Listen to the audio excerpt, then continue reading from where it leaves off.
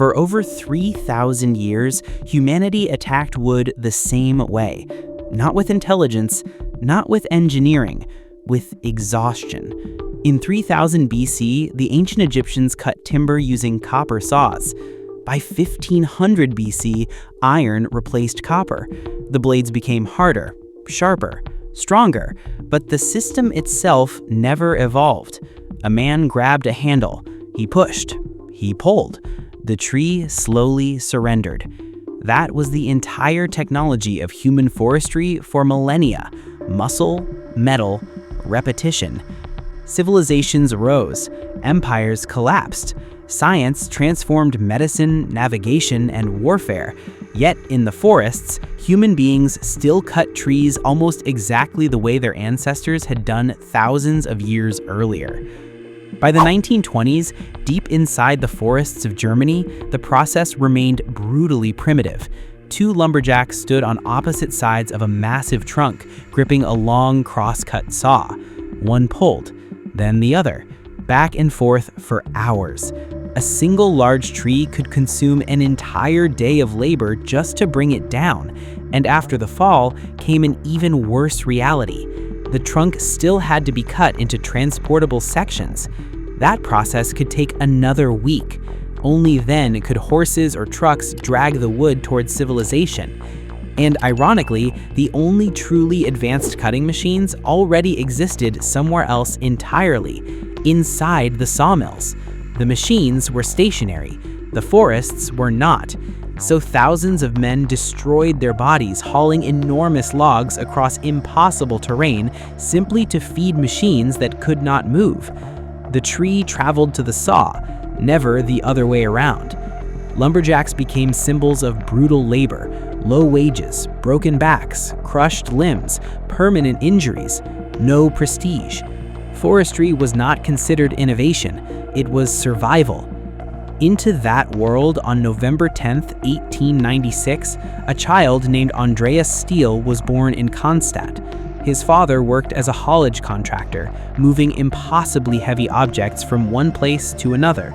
From childhood, Andreas understood something most engineers never truly experienced: weight, the physical cost of moving matter through the real world. He grew up surrounded by labor, machinery, and effort, not theory, reality. Then war arrived. In 1915, at only 18 years old, he was drafted into the German army during World War I. 2 years later, battlefield injuries ended his military service. He returned home physically damaged, but mentally transformed. Instead of disappearing into ordinary life, Stihl entered mechanical engineering school in Eisenach and graduated in 1920. Most engineers of his era chased glamorous industries: automobiles, factories, electricity. Andreas Stihl chose sawmills. As a steam engine consultant, he traveled from mill to mill across Germany, and everywhere he went, he witnessed the same contradiction. Inside the mills stood enormous industrial machines capable of cutting through timber with terrifying efficiency. Outside, exhausted men nearly collapsed dragging logs toward them by hand. The machines had power. The workers carried the burden. Most people accepted this as normal. Stihl did not. One idea began consuming him completely. The saw should go to the tree, not the tree to the saw. That single sentence would eventually reshape the global forestry industry forever. In 1923, Stihl co-founded a small engineering company in Stuttgart with a partner named Karl Hohl. The business failed within 3 years. Most people would have stopped there. Stihl restarted immediately. In 1926, alone and nearly unknown, he opened another workshop in Stuttgart. No investors, no corporate funding, no industrial empire behind him. Only a wounded engineer with an obsession. To finance his experiments, he sold steam boiler pre-firing systems because factories already needed them. Those products paid the bills, but the real mission consumed every remaining resource. He wanted to build a machine nobody had successfully created before. A portable, powered saw capable of going directly into the forest itself. At the time, the idea sounded almost irrational. Forestry tools were expected to be simple because forests were harsh environments: mud, rain, cold, isolation. Complex machines belonged inside factories, not deep in the woods. But Stihl ignored the assumptions of his entire industry. While working as a regional representative for a Berlin company selling tree trimming equipment, he gained direct access to lumberyards, sawmill owners, and forestry workers. Every conversation confirmed the same truth. The industry desperately needed a breakthrough, even if it could not yet imagine what that breakthrough looked like. So Stihl built his first prototype by hand. The result became the STG-1. Patented in 1926, it was the world's first electric chainsaw. The machine was enormous, 64 kilograms, 141 pounds. It required 2 operators. A powerful direct current motor drove a massive chain around the guide bar. By modern standards, it looked primitive, heavy, awkward, dangerous. But something extraordinary mattered more than its flaws. It worked. For the first time in human history, woodcutting no longer depended entirely on human muscle. The age of mechanized forestry had begun. The STG-1 could only operate where electricity existed, meaning sawyards and industrial locations. It still could not truly enter the forest, but Andreas Stihl had already proven the core concept.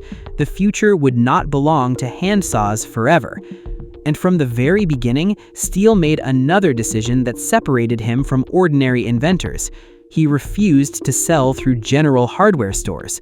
His machines would only be distributed by specialist dealers, capable of repairing and maintaining them properly. To Stihl, the chainsaw was not a household gadget. It was a serious industrial weapon. That philosophy became one of the foundations of the Stihl brand for the next century. In 1927, the company sold only 50 units. Small numbers, but real customers, real revenue, real proof the idea was alive. That same year, Stihl opened his first factory and hired his first employees. Both remained loyal to him for decades. In 1928, sales doubled. The brand name Stihl slowly stopped being just a surname. It became a signal, a symbol, that somebody was finally trying to free forestry workers from centuries of physical punishment. But Andreas Stihl already understood the electric chainsaw had a fatal weakness: power cords. Forests had no electrical infrastructure, and the real battle was happening deep in the wilderness. So he immediately began pursuing the next revolution: gasoline power. In 1927, another German engineer, Elia Dolmar, introduced the world's first gasoline-powered chainsaw near Mount Dolmar in Thuringia. The machine weighed around 125 pounds. It was loud, unstable, and required 2 men to operate. But it contained the future, because gasoline meant freedom. No cables, no fixed infrastructure, no dependency on mills. The machine could theoretically travel anywhere on Earth.